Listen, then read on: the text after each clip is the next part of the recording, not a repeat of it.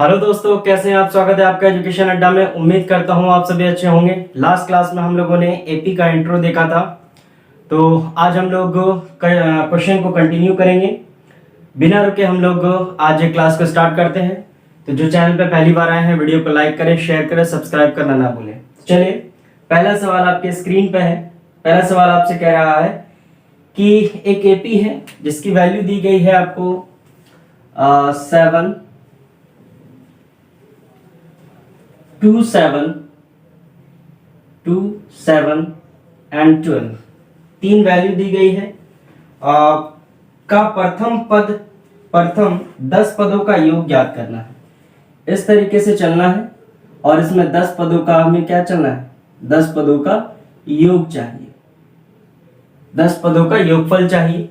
तो ऐसे सवाल में हम लोग क्या करेंगे कि हमें फर्स्ट वैल्यू दी गई है A1, प्रथम पद दिया गया है कितना 2, हमें D चाहिए। तो D के लिए हम लोग क्या करेंगे, दूसरे टर्म में से पहले टर्म को माइनस कर लेंगे तो बच जाएगा कितना 5 हो जाएगा। N हमें दिया गया है, N हमें दिया गया है कितना 10 दिया गया है, ठीक है। और हमें चाहिए योगफल यानी SN चाहिए। तो बस SN का फॉर्मूला लगाना है और आपकी वैल्यू मिल जाएगी। यानी SN का फॉर्मूला क्या था, n/2 2a plus n minus 1 into D. अब यहां से इसे सॉल्व कर लेंगे। ये 10/2 हो जाएगा 2a, और a की वैल्यू कितनी है, a की वैल्यू 2 और 2 2 2 जा 4 हो जाएगा, प्लस n माइनस 1, तो 10 में से 1 घटेगा, कितना बचेगा 9, और d की वैल्यू कितनी 5। इधर आपका कितना हो जाएगा, ये हो जाएगा आपका 5, ठीक है। और ये हो गया आपका, इधर मल्टीप्लाई करेंगे, ये 5 9 45, और इधर ठीक है, इधर मल्टीप्लाई कर लेना है, ठीक है। तो ये जो भी हो जाएगा आपका आंसर हो जाएगा। चलिए, इतनी बात समझ पा रहे हैं।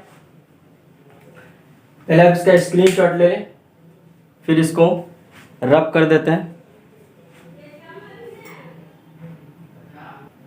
आई होप आप लोगों ने स्क्रीनशॉट ले लिया होगा। तो इसको करना क्या है, यहां से मल्टीप्लाई करेंगे। मल्टीप्लाई करने के बाद आपका यहां से आंसर मिल जाएगा।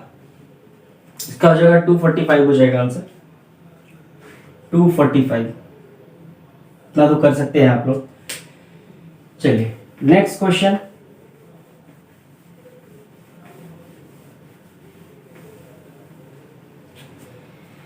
अगला सवाल आपकी स्क्रीन पे क्वेश्चन है कि 14 9 4 -1 और 6, ये क्वेश्चन है।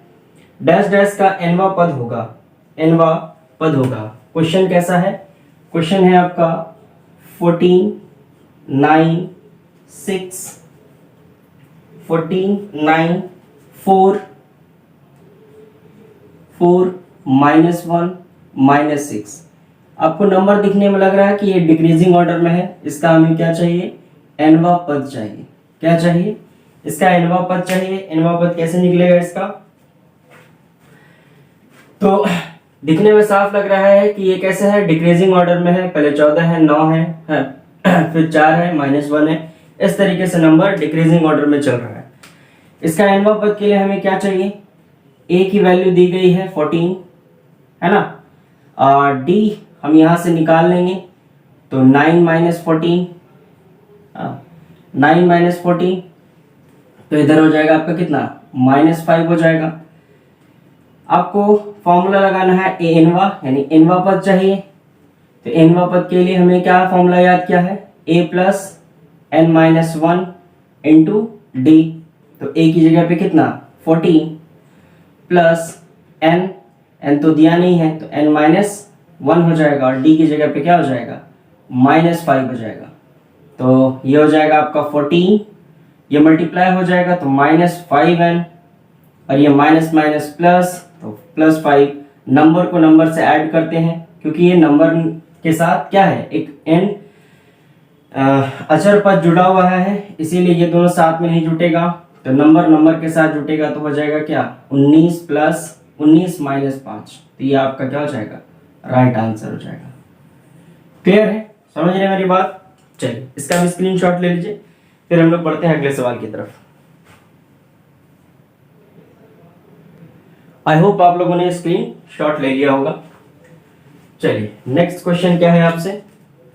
नेक्स्ट क्वेश्चन कह रहा है कि एक श्रेणी दी गई है, श्रेणी में है आपका 25, 20, 15, ये भी डिक्रीजिंग ऑर्डर में है।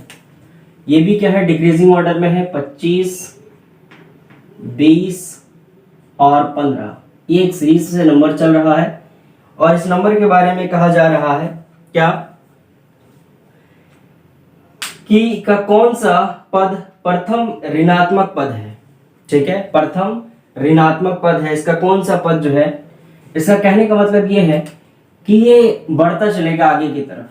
तो सर नंबर क्या आना चाहिए, डिक्रीजिंग ऑर्डर में है और सबके बीच का गैप क्या है, 5 का है। इसके भी बीच का गैप क्या है, 5 है।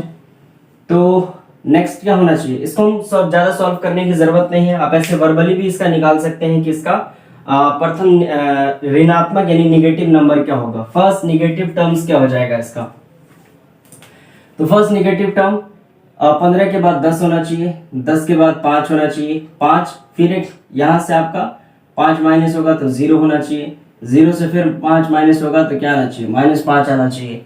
तो पहला जो ऋणात्मक संख्या है वो कितने पद पर है, ये नहीं पूछ रहा है कि क्या है, ये पूछ रहा है कितने पद पर है, ऋणात्मक पद कौन सा है। तो 1 2 3 4 5 6, 7वां पद जो है इसका ऋणात्मक है। कैसा, 7वां पद जो है इसका ऋणात्मक है, यही इसका आंसर हो जाएगा। इसको ज्यादा सॉल्व करने की जरूरत नहीं है, कोई फॉर्मूला लगाने की जरूरत नहीं है। साफ दिख रहा है ये डिक्रीजिंग ऑर्डर में है, आप मन में इसको डिक्रीज करते हुए चलें। और आपसे सवाल में साफ साफ कह रहा है, सवाल में लिख दिया गया है कि कौन सा पद प्रथम ऋणात्मक पद है। तो इसका जो आप सीरीज चलेगा, सीरीज चलते चलते जो पहला पद आ रहा है ऋणात्मक पद यानी -5 जो आ रहा है, इस कैमे पद पे आ रहा है ना। तो 1 2 3 4 5 6, ये 7वें पद पे आ रहा है ऋणात्मक संख्या। क्लियर है, आई होप ये बात भी आप लोग समझ पा रहे हैं। समझ पा रहे हैं तो वीडियो को लाइक जरूर करिएगा। चलिए अगले सवाल की तरफ हम लोग बढ़ते हैं और आप लोग इसका स्क्रीनशॉट ले लें। चलिए स्क्रीनशॉट आप लोगों ने ले लिया होगा, हमने इसे रब कर दिया। आइए अगला सवाल आपकी स्क्रीन पे है, क्वेश्चन पढ़ लीजिए एक बार। क्वेश्चन कह रहा है आपसे कि यदि समांतर श्रेणी का nवां पद an बराबर a9-5 है तो anवां पद n, ठीक है। और इसके बारे में फिर एक शब्द आगे कहा है कि anवां टर्म्स जो है, ये anवां टर्म्स है क्या, 9 - 5n, 9 - 5n। तो आपको ये 7वां पद क्या होगा, यही आपसे पूछा गया। बड़ा आसान सा सवाल है, देखने में बहुत ज्यादा लेंथी और भारी लग रहा है, लेकिन बहुत ज्यादा आसान सवाल है, इसमें कुछ करना नहीं है। यहाँ देखिए n है, यहाँ n है, n की जगह पे यहाँ n है। अगर यहाँ n की जगह पे 7 आ गया तो डेट मीन्स यहाँ भी n की जगह पे क्या आना चाहिए, 7 आना चाहिए। ये क्या हो जाएगा, 7 × 5 = 35, ठीक है। 35 में से 9 घटा दीजिए, जितना होगा आपका आंसर हो जाएगा, ठीक है। यहां तक मेरी बात समझ पा रहे हैं। उसके बाद नेक्स्ट क्वेश्चन आपकी तरफ, पहले आप इसका स्क्रीनशॉट ले लीजिए, ठीक है।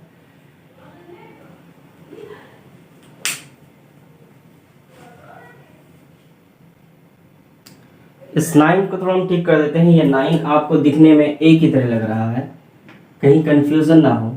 ये क्या है, ये 9 है, ठीक है ना, 9 है, ठीक है। इतना तो आप लोगों ने निकाल लिया होगा। चलिए नेक्स्ट क्वेश्चन की तरफ बढ़ेंगे हम लोग। अगला सवाल क्या कह रहा है आपसे, क्वेश्चन कह रहा है कि यदि समानांतर श्रेणी का सार्वंतर -2 nवां पद an है तो a17 - a13 की वैल्यू फाइंड करनी है। a17 - a13 की वैल्यू फाइंड करनी है कि ये क्या होगा। बड़ा आसान सा सवाल है, ये भी दिखने में थोड़ा टफ है लेकिन है आसान सा सवाल। क्वेश्चन एक बार आप देख लें, क्वेश्चन पढ़ लें, क्वेश्चन आपके स्क्रीन पे भी है। और इसमें एक वैल्यू दी गई है, एक वैल्यू क्या दी गई है, एक वैल्यू ये है आपको कि ये d का मान दे दिया गया है -2 है। d का मान क्या है, -2 है। कल के हमने फॉर्मूले में आपको एक चीज दिखाया था कि अगर एक 5वां पद चाहिए पांचवा पद चाहिए तो आप लिखेंगे a प्लस एक कम करके लिखेंगे 4d लिखेंगे। अगर आपको a सातवां पद चाहिए तो a लिखेंगे, प्रथम पद जो a होगा, प्रथम पद चेंज नहीं होने वाला, a लिखेंगे।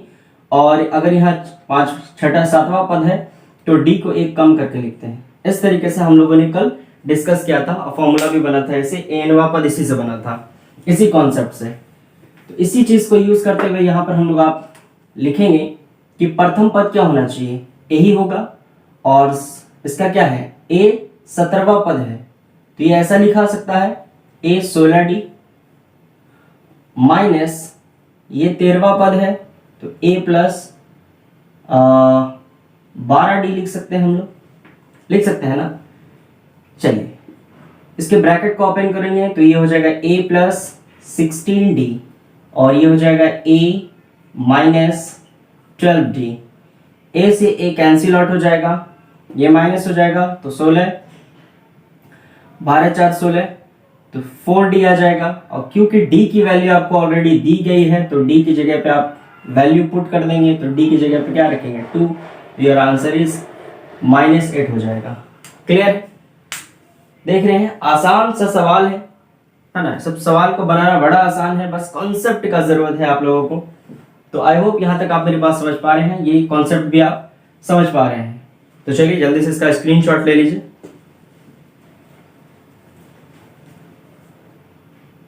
चलिए हमने क्वेश्चन को रब कर दिया है और बढ़ते हैं अगले सवाल की तरफ। अगला सवाल आपकी स्क्रीन पे है, क्वेश्चन पढ़ लीजिए आप भी और हम भी पढ़ लेते हैं। कह रहा है समांतर श्रेणी 5 8 11 14 डैश डैश का 12वां पद क्या होगा। ठीक है, 5 8 11 14 एक आपको सीरीज दिया गया है, 5 8 11 14 इस तरीके का एक सीरीज दिया गया है। इस सीरीज का 12वां पद क्या होगा ये आपको फाइंड करना है। 12वां पद क्या होना है ये आपको निकालना है। तो ऑब्जेक्टिव में इतना ज्यादा करना नहीं है आपको। यहां से आप लोगों ने देखा कि दूसरे में से पहला होगा, तो क्योंकि डिक्रीजिंग ऑर्डर में है तो इसका सार्वंतर भी निगेटिव आएगा। सॉरी, इंक्रीजिंग ऑर्डर में है, बढ़ते हुए क्रम में है तो इसका सार्वंतर यानी डी हमेशा कैसा आएगा, पॉजिटिव। और अगर सीरीज डिक्रीजिंग ऑर्डर में घटते हुए क्रम में है तब इसका हमेशा जो सार्वंतर है डी है ये हमेशा कैसा आएगा, पॉजिटिव आएगा। तो यहाँ जो डी की वैल्यू हो जाएगी ये 3 हो जाएगी। हमें चाहिए ए 12वां चाहिए, तो इसमें कुछ नहीं है, एन की जगह पे क्या है 12 है, तो हम लिखेंगे ए की वैल्यू 5 प्लस 1, एन की जगह पे क्या है 12, तो 12 - 1 और डी की वैल्यू कितनी है, डी की वैल्यू -3। अब इसे सॉल्व करें, आंसर आ जाएगा 5 और यहाँ बच गया 11, तो 11 तिया 33 हो जाएगा। सॉरी यहाँ पे प्लस होगा, 11 तिया 33 हो जाएगा, 33 और 33 5 आपका हो जाएगा इधर 38। तो यही आपका क्या हो गया, आंसर हो गया। क्लियर है, समझ रहे मेरी बात, आसान सा सवाल है। यहाँ पे ये कंफ्यूजन नहीं रखना है कि एनवां पद नहीं दिया गया, एनवां पद यहीं से ऑलरेडी दिया गया है कि इसका 12वां पद क्या होगा, इसका मतलब यही आपका क्या है एन टर्म्स है। क्लियर है, यहाँ तक मेरी बात समझ पा रहे हैं। चलिए अगर इतनी बात समझ पा रहे हैं तो एक और क्वेश्चन की तरफ हम लोग बढ़ते हैं, देखते हैं अगला सवाल क्या है। आई होप आप लोगों ने इसका स्क्रीनशॉट ले लिया होगा। ठीक है, चलिए देखिए नेक्स्ट क्वेश्चन आपसे क्या कह रहा है। सवाल कह रहा है आपसे कि जब एपी के प्रथम पद 2 तथा सार्वंतर 3 तो एपी के 3 पद होंगे। चलिए ये भी आसान सा सवाल है, बड़ा आसान सा है। इसमें क्या है, पहला टर्म्स दिया रहता है, तीसरा चौथा पांचवा टर्म्स निकालना है, या आपको 10 पद भी कह देगा निकालने के लिए, तो इसमें कोई बड़ी मुश्किल की बात नहीं है। 2 टर्म्स का होना जरूरी है, जिसमें से 2 टर्म्स में क्या क्या दिया है आपको, ए की वैल्यू 2 और डी की वैल्यू 3 दी गई है। तो इसमें क्या है कि प्रथम पद ए है ये 2 है और डी जो है ये आपका 3 है। हमें कुछ और भी निकालना है। पहला दिया है सर, हमें दूसरा निकालना है सर, तीसरा निकालना है और सर चौथा निकालना है।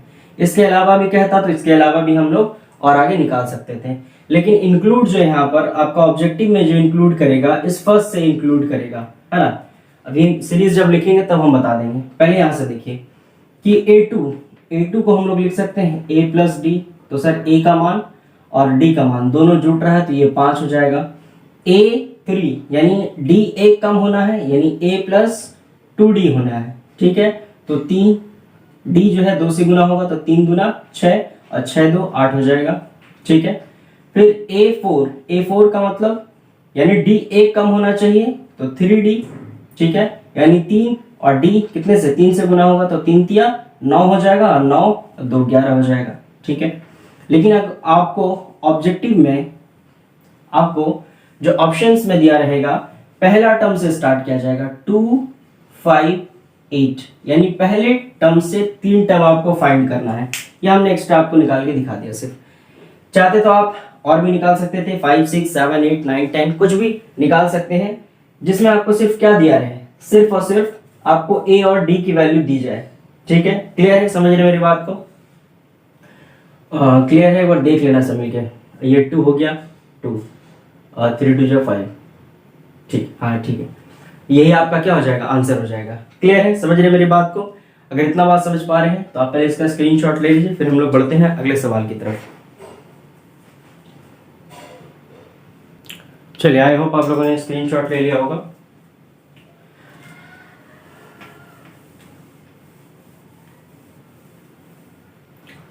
चलिए, अगर स्क्रीनशॉट ले लिया है तो बढ़ते हैं अगले सवाल की तरफ। नया सवाल आप देखिए क्या कह रहा है आपके स्क्रीन पे।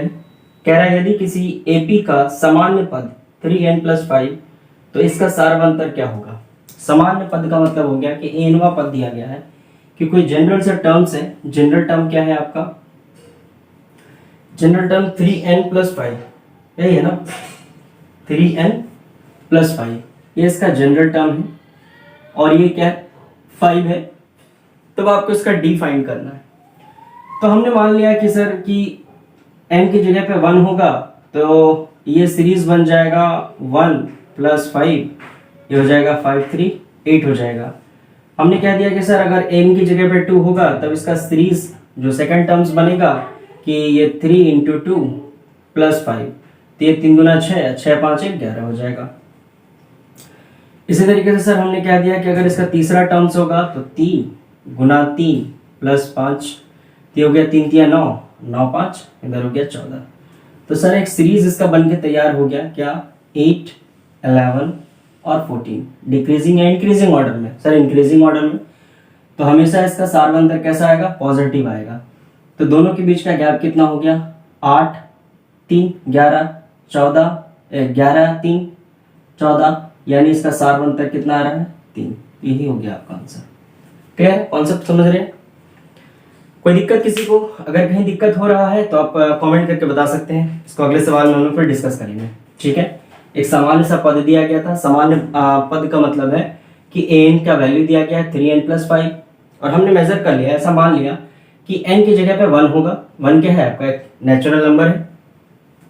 n की जगह पे 1 होगा, इसका सीरीज, पहला सीरीज का, इस सीरीज का जो पहला टर्म्स बना वो 8 बना। फिर हमने मान लिया कि दूसरा जो है 2 होगा n की जगह पे, तो 11 14, इसी तरीके से एक सीरीज बढ़ता चला जाता, हम नंबर रखते चले जाते। तो दोनों के बीच का गैप हमने 3 वैल्यू निकाल लिया, ये काफी है डी निकालने के लिए। तो इन दोनों के बीच का गैप 3 और इन दोनों के बीच का गैप भी कितना 3, तो इसका सारवंतर कितना हो गया आपका 3 हो गया। क्लियर है, आई होप यहाँ तक मेरी बात समझ पा रहे हैं। एक सवाल है आपका, ये सवाल आप लोग एक्सरसाइज में बहुत बार बनाया है। आइए आज एक बार हम बता देते हैं आप लोगों ने किस तरीके से पढ़ा है और हम इसको किस तरीके से बताते हैं।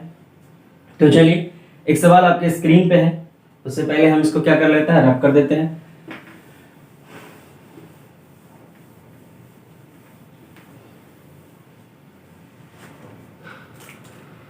चलिए, सवाल कह रहा है आपसे यदि किसी एपी का छठा और 12वां पद, सर छठे पद का मतलब A6 और 12वां पद A12। सर छठा पद का मतलब A6 कितना है और 12वें पद का मतलब A12, तो छठा पद कितना हो गया सर। छठा पद के बारे में कहा जा रहा है कि 13 है और ये क्या है 25 है। ये दो बात आपको दिया गया है। ठीक है, इतना बात समझ रहे हैं आप? इसके बाद आपसे कह रहा है कि तो इसका 20वां पद क्या होगा। तो सबसे पहले हमें प्रथम पद और सारवंतर निकालना होगा, तभी तो हम 20वां पद निकाल पाएंगे। तो इसे आप क्या लिख सकते हो, A छठा पद यानी A6। A6 का मतलब होता है A6 का मतलब होता है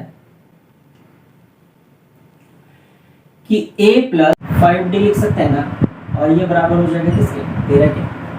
अभी हमने पढ़ा था कि अगर A 6 होगा तो D एक कम लेके आएंगे। इसी तरीके से अगर 12 है तो आप क्या लिखेंगे, A प्लस 11D, ये किसके, 25 के बराबर।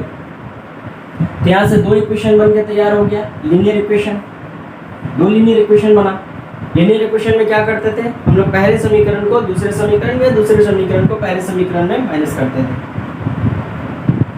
माइनस करेंगे तो चिन्ह परिवर्तन, दोनों का चिन्ह परिवर्तन, तो ये एक प्लस एक माइनस, ये खत्म हो जाएगा, ये दोनों घट के आ जाएगा आपका -6, ये दोनों घट के आ जाएगा आपका -12, तो माइनस से माइनस खत्म, 6 के बाद से ये 2 बार में खत्म। इसका मतलब डी की जो वैल्यू आ गई वो कितनी, 2, डी की वैल्यू 2। तो लीनियर इक्वेशन में आपने क्या पढ़ा था कि अगर कोई एक वैल्यू निकल जाए, x या y निकल जाए, तो दूसरी की वैल्यू हम इक्वेशन 1 में रख देते थे। उसी तरीके से हम लोग यहाँ क्या कर दें, इक्वेशन 1 में रख दें a प्लस 5d, तो 5 और d की वैल्यू आपने तुरंत फाइंड करी है, 10 इज इक्वल टू 13। तो a की वैल्यू क्या हो जाएगी, 5 गुना 10, तो ये 13, और लेफ्ट टू राइट जाएगा तो ये 10 हो जाएगा। इसका मतलब a का वैल्यू कितना निकल गया, a का वैल्यू निकल गया 3। सर हमें चाहिए क्या, हमें चाहिए a 20वां पद, हमें चाहिए a 20वां पद। तो ये आप लोग आराम से निकाल सकते हैं, कैसे, a plus n minus 1 into D, और n की जगह पे आपको दिया गया है a आपने निकाल रखा है, d आपने निकाल रखना है, वैल्यू पुट करना है, आंसर आ जाएगा। क्लियर है। चलिए इस तरीके का सवाल आप लोग बना चुके हैं, आई होप ये क्वेश्चन भी आपको समझ में आया होगा। तो चलिए एक और सवाल ले लेते हैं, ठीक है, इधर हो जाएगा 9। एक और बताएंगे क्वेश्चन, 10 क्वेश्चन बता के हम लोग समाप्त करते हैं आज के सेशन को। आइए स्क्रीनशॉट आप लोगों ने ले लिया होगा, इसे हमने रब कर दिया। अब हम लोग क्या करते हैं, यहाँ से अगले सवाल की तरफ बढ़ते हैं। नेक्स्ट क्वेश्चन आपके स्क्रीन पे है, और क्वेश्चन बड़ा आसान है, सिर्फ आपका एक लैंग्वेज है, आप उस लैंग्वेज को पकड़ पाते हैं कि नहीं पकड़ पाते हैं हिंदी में। अगर इंग्लिश वाले होंगे तो साफ लिखा रहेगा। पहले हम सवाल पढ़ देते हैं। कह रहा है 1, 5, 9, 13, 17, 21, 25, ये एक सीरीज है, समांतर श्रेणी में है, तो पदांतर, पदांतर क्या कह रहा है, पदांतर, पदांतर का मान होगा। सीरीज कैसा है, सीरीज है आपका 1, 5, या कितने का हो गया, 1, 5, ठीक है, 9, ठीक है, 13, 17, 13, 17, इस तरीके से चल रहा है। और इसे हमें चाहिए पदांतर। पदांतर का मतलब पदों का अंतर, पदांतर का मतलब पदों का अंतर। तो पदों का अंतर को हम लोग क्या कहते हैं, डी कहते हैं, कॉमन डिफरेंसेस कहते हैं। इसमें कुछ ज़्यादा खास करना नहीं है। इसका पदांतर क्या हो जाएगा, दोनों के बीच का गैप कितना है, 4, तो इसका आंसर कितना हो जाएगा, 4। अगर लैंग्वेज आपको थोड़ा घुमा फिरा के पूछेगा तो समझ जाना है कि पदांतर का मतलब क्या होगा, कॉमन डिफरेंसेस पूछ रहा है ना, सार अंतर पूछ रहा है, इसका मान हो जाएगा डी, या आपको डी का मान निकालना है। तो चलिए बढ़ते हैं अगले सवाल की तरफ। एक और सवाल पढ़ लेंगे और आपका यहाँ से क्लियर हो जाएगा, 10 क्वेश्चन आज कंप्लीट हो जाएगा, ठीक है। इसी तरीके से 10-10 क्वेश्चन करके हम लोग पढ़ेंगे डेली, ज़्यादा बर्डन नहीं लेंगे। चलिए अगला सवाल, पहले इसको रब कर लेते हैं, और क्वेश्चन आपकी स्क्रीन पे, आप लोग एक बार पढ़ लीजिए अच्छे से, सवाल को समझिए। सवाल आपसे कह रहा है 3 संख्या एपी में है तथा उसका योग 24 है, उनके वर्गों का योग 20 है, तो वे संख्या होगा। तो चलिए ऐसे सवाल को हम लोग ऑप्शन के अकॉर्डिंग किस तरीके से बनाते हैं वो देख लेते हैं। ऑप्शन नंबर ए में, इसको हम सॉल्व नहीं करेंगे, आप लोग को भी शॉर्ट ट्रिक बता देते हैं इसका, इसको हम लोग ऑप्शन के अकॉर्डिंग किस तरीके से बनाएंगे। ऑप्शन बी है इसमें, ऑप्शन बी है 6, 8, 6, 8, 10। ऑप्शन सी है आपका 5, 11, 5, 8, 11, एंड डी है आपका 2, 8, 14, 2, 8, 14। अब आइए, अब अपने सवाल को पढ़िए और ऑप्शन के अकॉर्डिंग कैसे बनता है वो आपको हम सिखाते हैं। कह रहा है 3 संख्या है, सर 3 संख्या है, है ना। सब में क्या है, 3 संख्या है। अब कह रहा है कि 3 संख्या है और 3 तथा उनका योग 24 है और उनके वर्गों का उनके 20 नहीं होकर के 200 होगा। इसीलिए सवाल थोड़ा सा डिफरेंट आ रहा था, क्योंकि हमें लगा कि यहाँ पे कुछ ना कुछ कंफ्यूजन है, इसीलिए वहाँ पे 20 नहीं होकर कितना होना है, 200 होना है। कि सबके योगों का, यानी सबका अगर वर्ग करा जाए, यानी 6 का वर्ग करा जाए, 8 का वर्ग करा जाए, 10 का वर्ग करा जाए, सबका वर्ग करा जाए और जोड़ा जाए, तब कितना पुरना चाहिए, 200 पुरना चाहिए। यहाँ जो 20 दिया है वहाँ पे मिस प्रिंट है, ठीक है, इसको ठीक कर लेंगे हम लोग। तो हम क्वेश्चन को ठीक करके देते हैं आप लोगों को। ये हो गया आपका 36, ये हो जाएगा 64 और ये हो जाएगा 100, ठीक है। ये दोनों को जोड़ेंगे तो अलग से 200 100 हो जाएगा, ठीक है। 100 और प्लस यहाँ पे 100, ये हो जाएगा आपका 200। इसी तरीके से अगर आप लोग दूसरे को जोड़ेंगे तो नहीं पूरेगा। ये हो जाएगा 4 का स्क्वायर, 4 4 16, ये हो जाएगा 64, ये हो जाएगा आपका 144, ठीक है। इन दोनों को ही जोड़ेंगे तो आपका 200 से ज़्यादा हो जाएगा और ये तो अलग से है ही, इन दोनों का जोड़ ही 200 से ज़्यादा है, तो ये पॉसिबल नहीं है। वैसे ही आपका इसको और इसको जोड़ेंगे, ये हो जाएगा आपका 25, ये हो जाएगा 64 और ये हो जाएगा 200 121। इन दोनों को भी जोड़ेंगे आप लोग, सबको जोड़ेंगे तो 200 नहीं पूरेगा। उसी तरीके से ये तो ऑलरेडी पहले से 196 इसका स्क्वायर हो जाता है, तो ये तो ऐसे ही नहीं पूरेगा, ठीक है। तो एक बचता है आपका बी, तो बी नंबर आपका क्या है, राइट है।